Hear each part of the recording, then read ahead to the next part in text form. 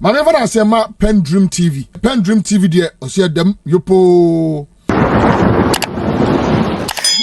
We need to give you a special award. You see. Yes.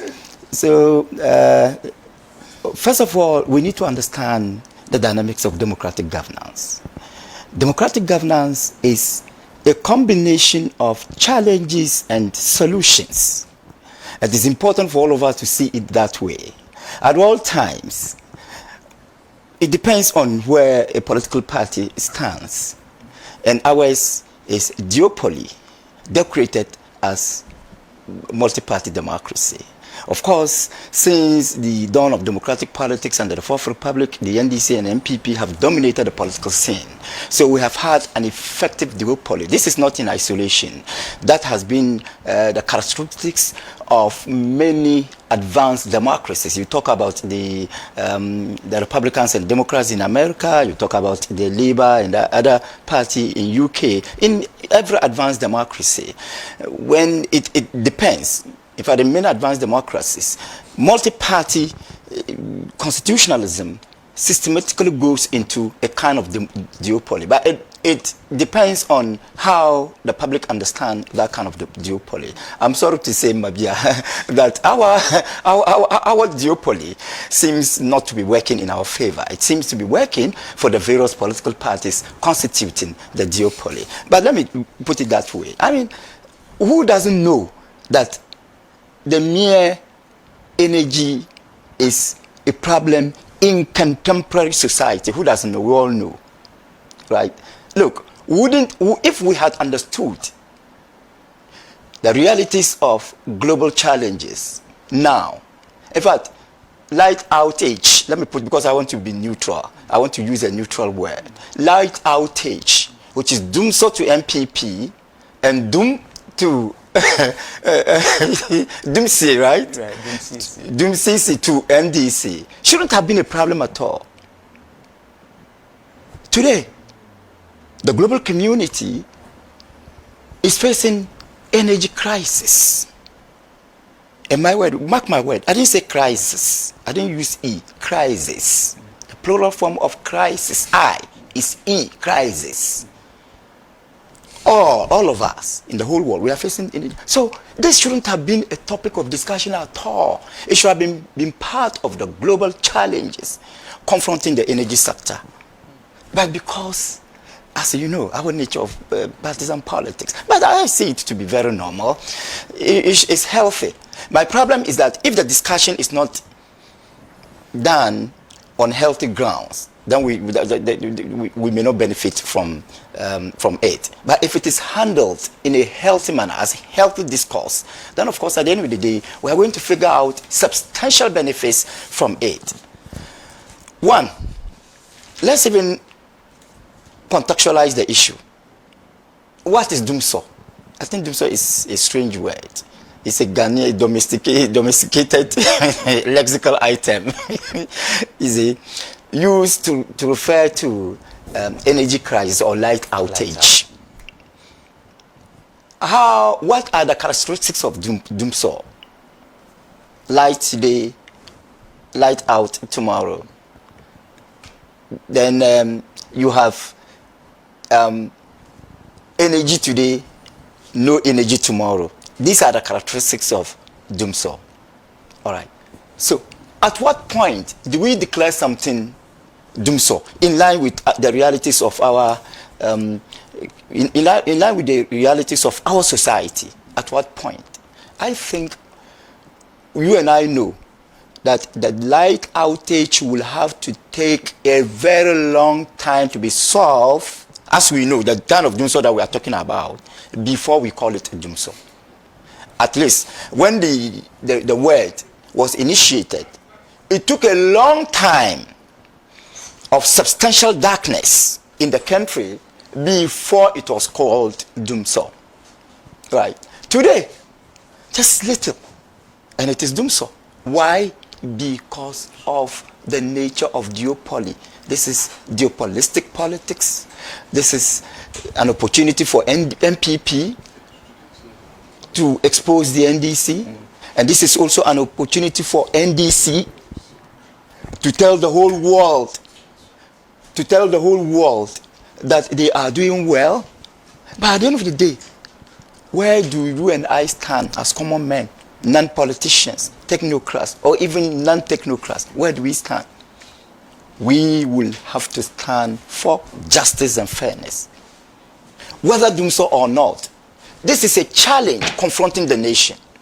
And it is the responsibility of NDC government to fix it.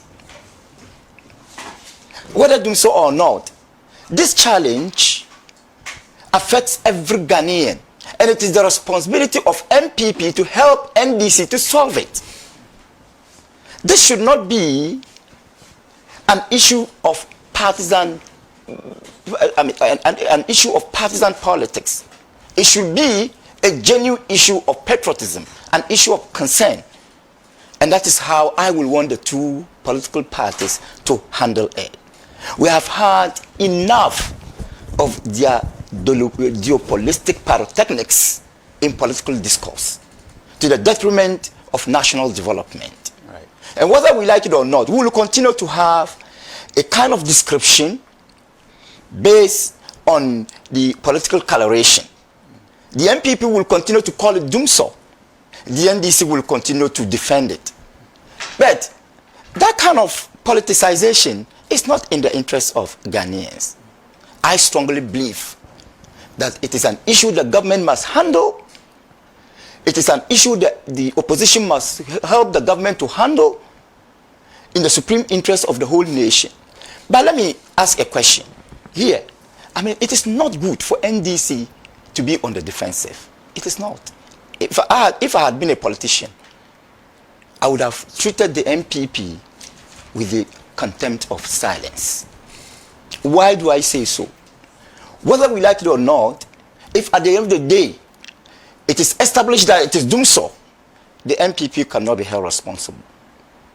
And your defensive, I'm sorry to use this word, your defensive loud voice, I won't call it noise, will not solve the problem.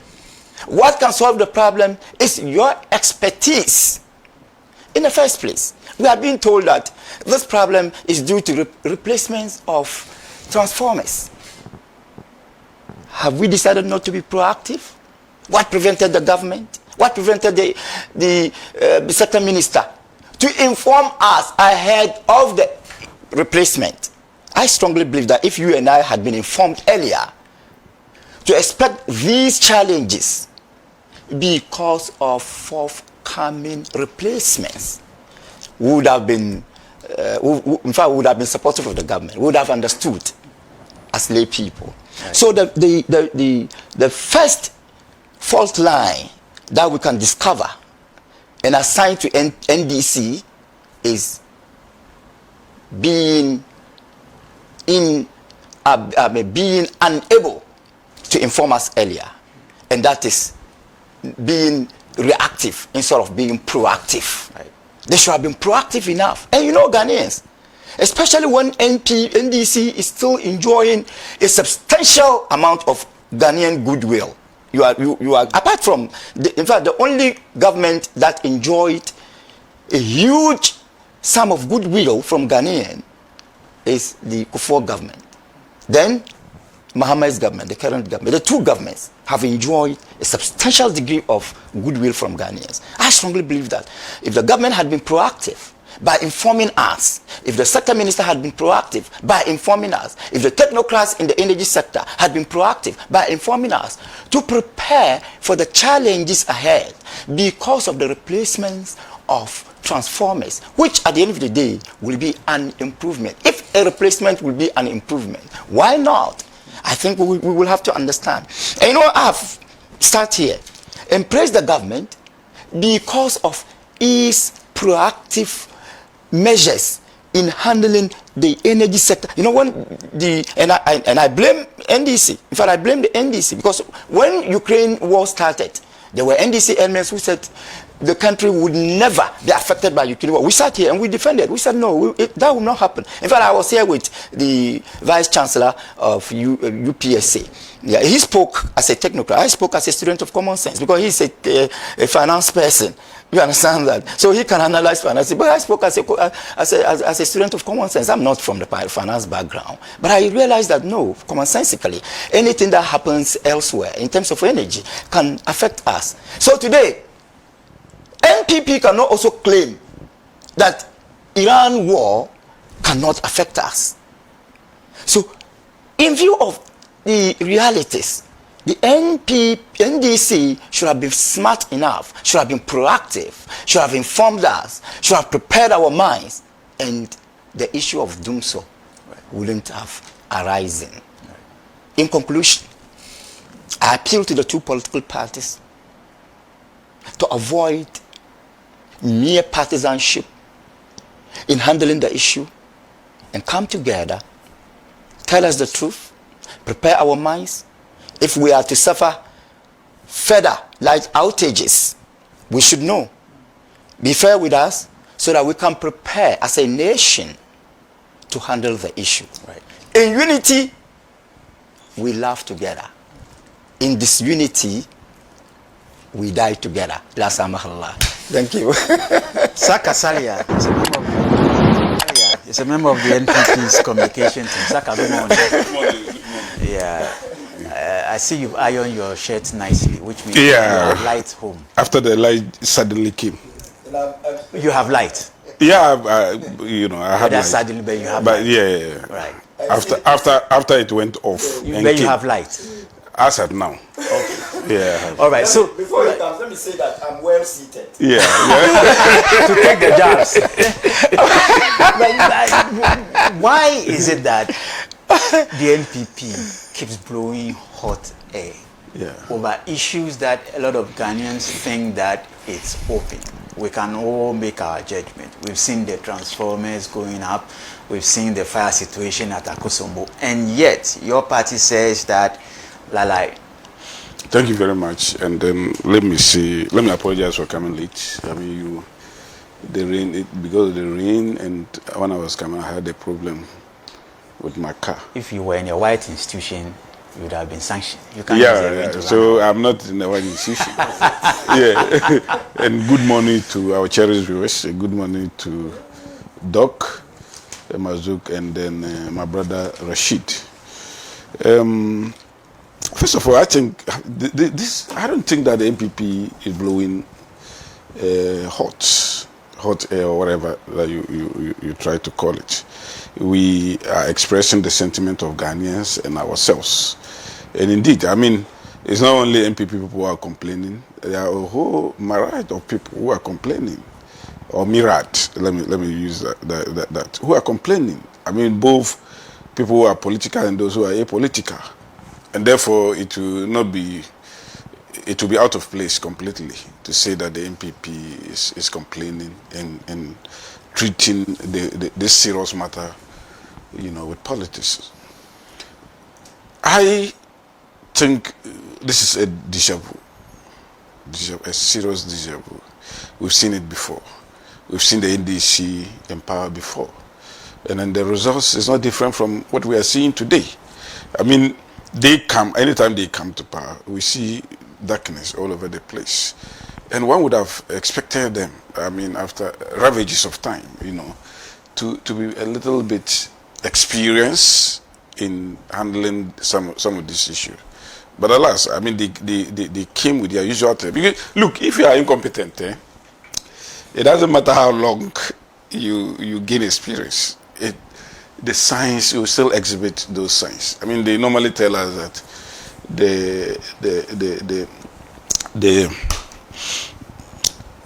I mean, if you are mad, I mean, from time to time, sometimes, even if you are cured, sometimes you exhibit the signs of madness and those things.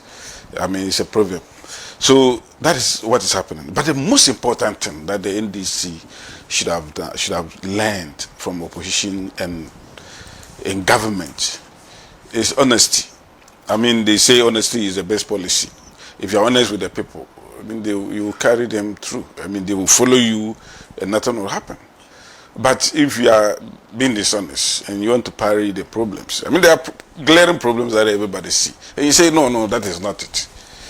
It's just like the cocoa issue. Where they say, oh, no. The money that we are giving to you is better than what the NPP was giving to you in terms of inflation and all those things. I mean, some of these things, no matter how you explain it, it will not see the light of day.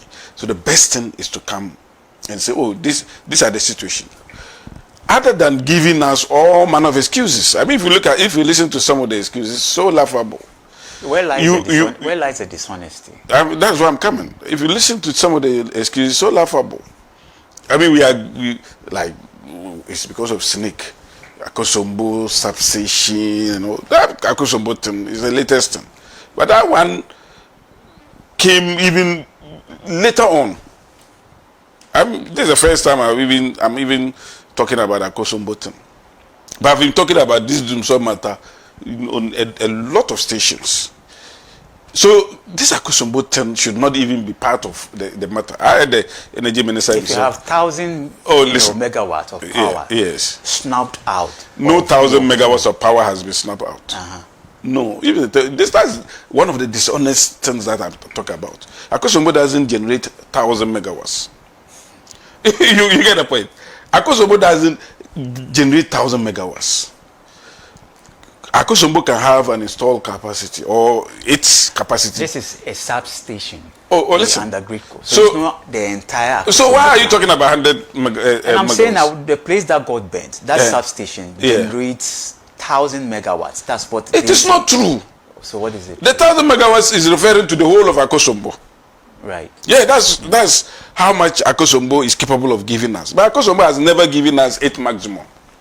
So if you are telling us that 1,000 has been taken away, Akosombo has been giving us somewhere in the region of 600, 700. So it is so dishonest. Sometimes. So if the 1,000 megawatts. Forget about 1,000. There's no 1,000 here. Hold on. So if Akosombo shuts down, right? You don't think it will have a rippling effect on power supply? No, nobody says so. Because it looks like right now we are depending more on the IP. No, nobody says so. Right. That Akosombo would not affect us. Akosombo material will affect, power generation. Because even in time past, we were relying on solar. And that was mainly Akosombo until Bui came. It was Akosombo. And remember during Kufuor's time, when there was drought, because that time we were relying like 90% on hydro.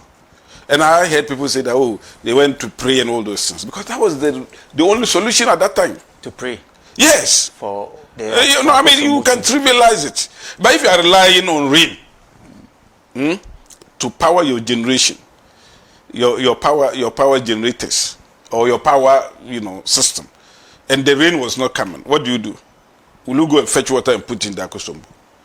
The best thing at that time, but you see, when Kufuor... Wouldn't it have rather called for an economic sense to invest? No, listen. That's why you see, you are just jumping the gun. You are jumping the gun. I'm saying that he did not just pray, he also ensured that some of the innovations in the power sector today originated from J. Kufuor. Even the IPP, the system of IPP, the idea to bring IPPs on board was carved by Kufuor. Sono Asogle and all those things were done during the period of Kufuor. Some of the Tico 3, during the time of Kufuor. The Osunu plants, those Tema plants, some of them in Tema. Kufuor brought all these things on stream, including, the Bui Dam. That gives a maximum of 400 megawatts of electricity. So when people talk, say, it was just prayers. It wasn't prayers, but you see, we have long-term, medium-term, and then short-term solutions. The short-term solution was for prayers then. But you see, fast forward, we had a situation where the NDC government took power. We had John Dramani Mahama took power. And for 4 good years, so this one is not like 1 year, 2 years, 3 years. 2012 to 2016, Maybe 2016 it was better because they had put certain things in place. But even though it was not 100%. By 4 good years, this nation was put in Dumsor. Those days, I remember, when I'm coming to this station, sometimes we will come and analyze us off, then the program will not come on. Sometimes in the middle of the program, then the light will go off. Then that's it. So we have gone through worse times under the NDC. But you see, and that's would have had a telling effect on how they govern, and especially the power sector. But when they came first, the first excuse they did was that, the NPP didn't buy fuel for us. As if somebody is because you have taken over, and the responsibility for you to power the plant is, are you trying to truncate me? Because when anytime there's I normally think that you want to stop me. You see, I'm trying to see if you can hurry small. No, I'm hurrying. I think because I haven't even spent even 5 minutes but yet. You don't blame me today. Yeah, so you just take your time and let me because I'm sure my brother Rashid had already gone because he was earlier here and you came. And that's if I even came late. Yeah, even if this is the only topic, let me finish it. You see, this is the most important thing in this nation today. So we don't have to rush and go and take some, topic that do not matter that much. I get to decide which topics we discuss. Don't worry. So I'm saying, because you see, nobody feel happy being in Dumsor. I mean, for instance, yesterday night, anybody can tell you. I mean, if you go to Adenta area, Asare Boche, we were in darkness. And it's not only yesterday, the day before, the day after. The excuse of, we are changing transformers is untenable. It cannot be tenable. Right. Because transformers are not changed with 1 year. Transformers can be changed within some 3-4 hours. You are putting somebody's lights off, and then the excuse is that it is because of transformer. Then the next 3, 4, 5 months, the next 2-3 months, you are still putting the lights off and still giving the same transformer as an excuse. So that cannot be. It cannot be the transformers. I thought transformers just like road. I mean, when roads are given to contractors. So what is a real situation? When roads are given to contractors to construct, do they ask people not to plow the road? Because they manage it. They manage the people still go through the road, and then the contractors still work. If you are changing transformer, doesn't mean that the whole nation should come to, darkness. You should plunge the whole nation to darkness. The NPP government manage all these things. The NPP government also changed transformers. The NPP government never sat down. That's the reason why for 8 good years we have fairly stable electricity. The contribution of electricity by various governments added to all those things. I cannot say that the NDC, whilst in government did not, because at least they brought the Ameri and then the car power of the government. But the NPP did a lot when we came. They brought all manner of IPPs with some obnoxious contracts. Take or pay. Whether you take the plant or not, you have to pay and all those things. I heard some of the apologies of the NDC say that, tell us the megawatts that you brought in. When you are faced with a challenge where you have to pump millions and billions of dollars into paying IPPs, which are excess capacity, do you go and bring more excess onto it? Do you go and compile your situation by bringing more? Because we came and met excess unnecessary, IPPs that were signed. We have to even renegotiate some. We have to cancel. We cancel about 11 of them. So the situation is about management. It's about financial, outlay. You have to put money in it. That's the reason why the NPP, but for maybe the 2024, where the IPPs knowing very well that you are going to election, they had to also threaten. They were threatening and then to put some of the lights off because of non-payment. But before, 6 months to 2024 elections, we had already planned and we're giving them $43 million every month. So I think that the NDC government is not managing the situation well. And like when I was even talking about Kufuor, I talk about some of the changes. You know, Greco, VRA, and all those things. Where the ideas of J. Kufuor, all these institutions were working under ECG. J. Kufuor has to separate them and ensure that they work effectively and all those things. In terms of the electricity subsector, the NDC talks so much and do little. Okay. And that's the reason why we are in this situation. Right. They should stop these excuses. I remember sometimes, it is because as a result of a fuel and all those things. When we ensure that, remember, even the West Africa gas pipeline, what the work the NPP did to ensure, because that time we didn't even have oil. When J. Kufuor discovered oil, it led to the construction of the Atoba gas plant. Today, the NDC is using it. We built Atoba gas plant. Do you build Atoba gas plant or nothing? It is because oil was found. And definitely if the NPP had retained power, they would have built a gas plant. Indeed, they even started the procurement for a gas plant by the Japanese government. Right. And for me, I think that it's a serious matter. Maybe they don't understand the situation. Okay. Because if you understand the situation that we are, a lies of a minute is so devastating to business, so devastating to social life, so devastating to even health, that you don't joke with it. That's the reason why in NPP we were not joking with the electricity. Right. But these people think that, we'll just give you 6 hours of electricity off. It doesn't matter. So it's like they don't even understand the importance of what they are doing. And when Ghanaians cry, then they say, hey. When pastors cry, they say, hey, go to hell. And all those things. Okay. Be sober, reflect, and take a strong hold of the situation and solve it. Ghanaians will follow you. All right. I believe we'll let the matter go to rest.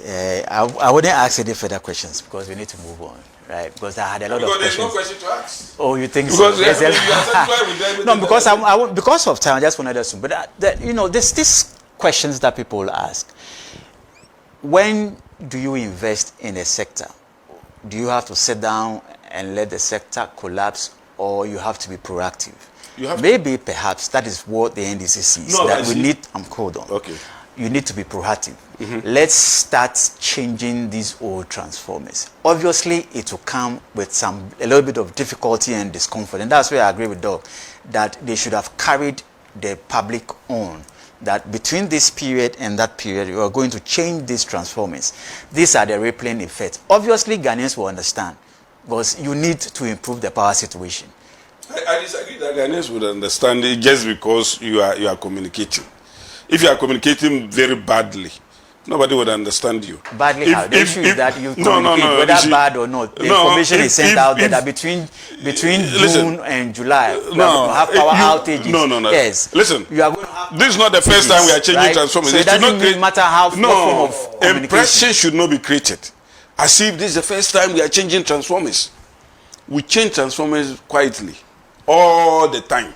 But in this instance, it's not one, it's not two. We are talking over 2,000 transformers. It doesn't matter. We have been doing that. This is not the first time. I'm telling you. It's not the quantum of transformers. All the transformers are not being put one day. You can bring as many transformers as possible, but you know how to do it. Because like I gave you the road example. You know how to manage it so that people will get light and still you change the transformer. You don't come and say that, I'm changing transformers within 1 month. Bear in mind, I mean, that this matter is not also 1 month. It's been going on long time. So for me, I mean, the excuse of transformers should be put in the somewhere. Should put somewhere. It's not a good excuse. Excuse of snake, excuse of akosombo, and all those things. Let's be serious with Ghanaians. Right. Because the Ghanaians are also very intelligent and they can decipher between good and wrong, good and right, wrong, and whether you are working or not. If you work, let your work do the talk. It's not your talk that will do the work. Right. Okay. Let me just make one statement. Governance is generic, but the approaches to governance are diversified. We need to understand that. And I agree with him. This is not the first time transformers are changed. But out of novelty, out of creativity, out of innovation, the information to public would have still been useful. Thank you. A response. If you look at the Ghanaian Times, the church, right, has given, or they are defending their stance on Galamsey. But we want to look at a much broader picture, the involvement of the church in politics, because it's all about politics. When does the church come in, in terms of politics? They have a mandate, right, to, somebody says infringe on the moral status of their followers, right? But sometimes they go beyond that. And I just want to read a little bit of what the Times is talking about, that Catholic bishops defend church stance on Galamsey. It says in the pastoral statement issued yesterday in Accra, the conference said the church cannot remain silent when confronted with social and moral challenges that threatens human dignity and the common good. Okay, so this follows a recent debate that was, triggered by Dr. Mary Ewusi at the back of that conversation. But as I said, the big question we want to ask, when does the church come in? And when we say church, it's not just the building. It's the followers of Christ, right? The body of Christ is what we normally refer to as. So we're not talking about any one denomination. We're lumping all of them together and we're referring that as church. Doc, I want to start with you on this. There's always a striking challenge where to place the church and the states together in unison when it comes to politics. Where does the church, aside the moral stance of the church, well, leading your followers onto Christ, right, doing the things that Christ entreated us on to do, it all touches on the moral intelligence of people. Where does the church come in when it comes to politics? Where do we strike the balance? Where does the church infringe on the state's influence, so to speak? Where do we draw the balance? Thank you. This is a very difficult question, but if we are fair to ourselves, we should be able to handle it very well. In the first place, we cannot answer the question in isolation. We need to contextualize it in the realities of this country, the historical realities of this country. The church cannot be ruled out in terms of constructive politics. Get my word, constructive politics and governance. And you agree with me that we are dealing with two fundamental themes, politics and governance. Even in politics, the church has a role. In governance, the church has a bigger role. And whether we like it or not, the issue and the review is a matter of governance. It is not political. It is not supposed to be partisan. It is governmental. And we need to understand that. First of all, what is Ghana? Ghana is a secular democratic state, yes. But it is also home to many religions. And therefore, religious pluralism becomes one of the fundamental features defining Ghana. Religious pluralism. How did Ghana become independent? Ghana became independent through a very strong struggle. What was the contribution of the church to the anti-colonial struggle? Very huge, massive.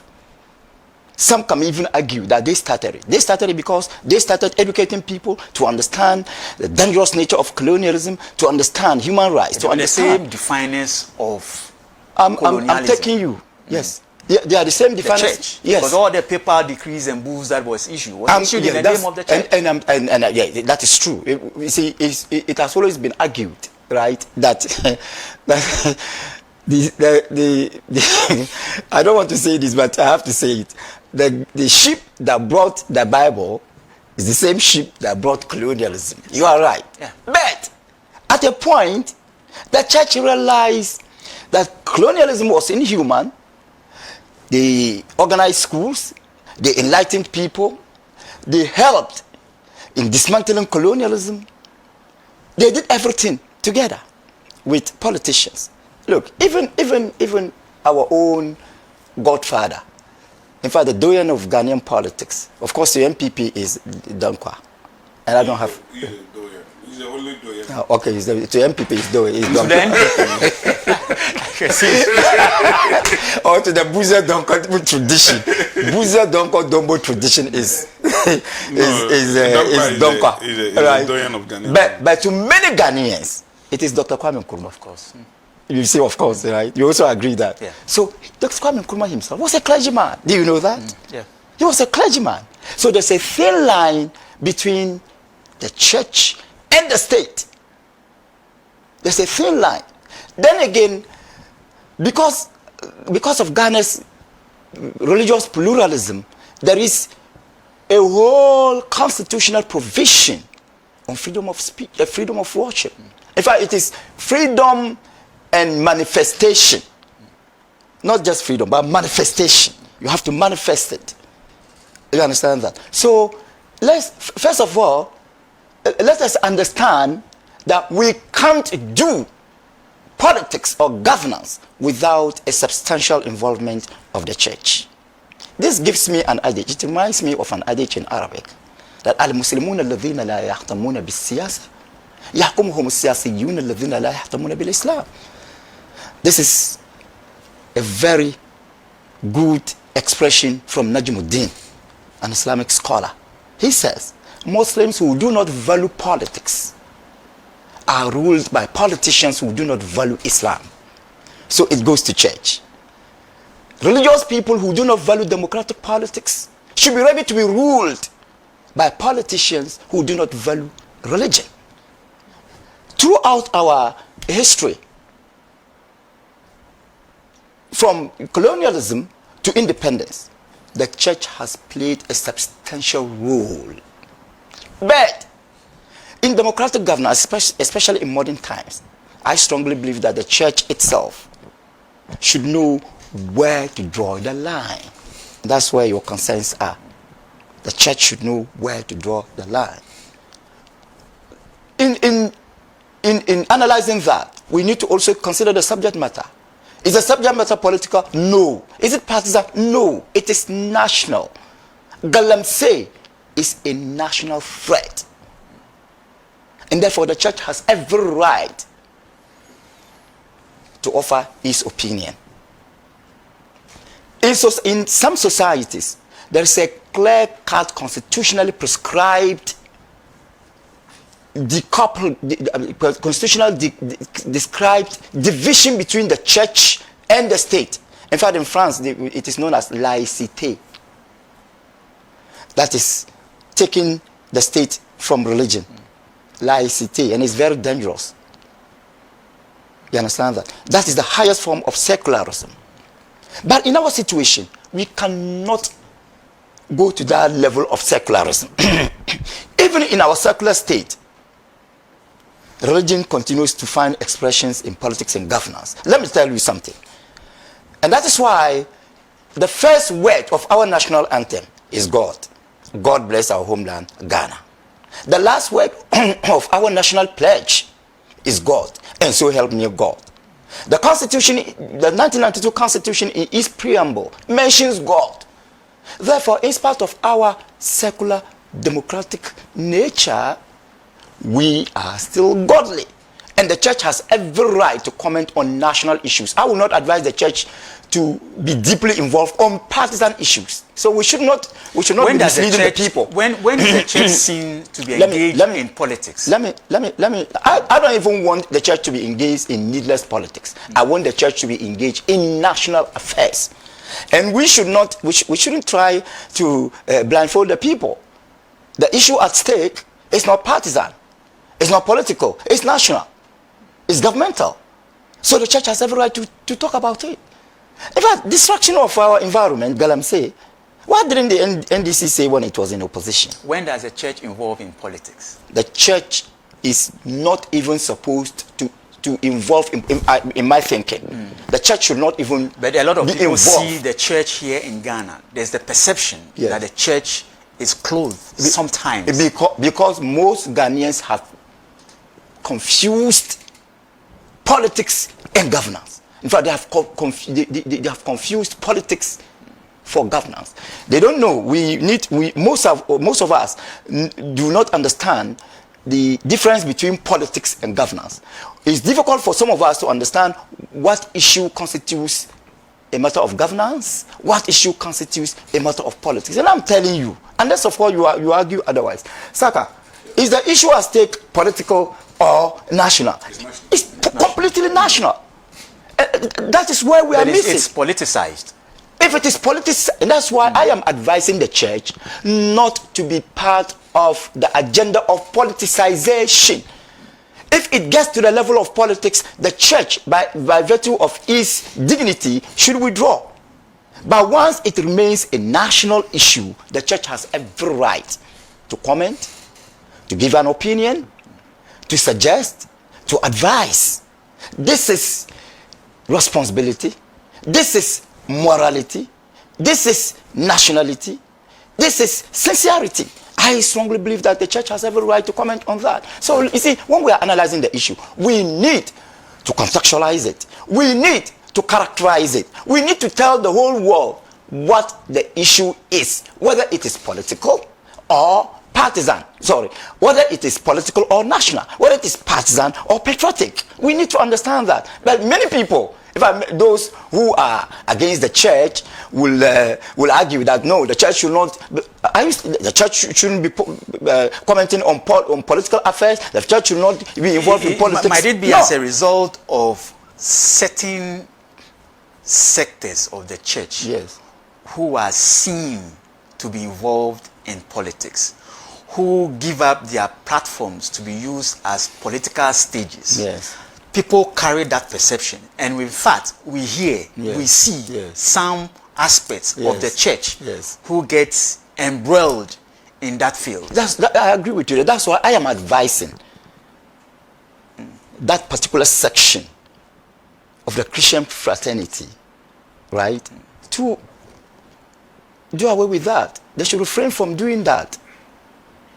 But, my brother, will you blame the whole church simply because of the misbehavior of a section? I don't think it is fair. It is not fair. Constitutionally, legally, morally, it's not fair. So, and your question is the church. You even defined it. You said you were not referring to individual churches or the buildings. In fact, I understand you to be talking about the Christian fraternity. That's what we are discussing. Yeah. And I'm telling you that anything national is subject to comment by everybody, including the church. Right. And we should not confuse people. And that's why, in fact, I love the Chief of Staff, Julius Debra. If he had been an arrogant politician, he would have also come. No, we are supporting our own. We will not agree. You can go to hell. We've had politicians who have humiliated pastors, who have humiliated religious leaders. We've had politicians. But this is a gentleman, a father, who even shed tears. I don't know the kind of, that's what I'm saying. I don't know whether the tears are those of crocodile, emotional or the real. I don't know. That one I cannot tell. When he was announcing the death of those eminent guys. Saka. PENDREAM TV now, so far so good. Say open online portal e Ghana. Nipa share, nipa follow, nipa comment here. To my best of knowledge, without any biases, PENDREAM TV.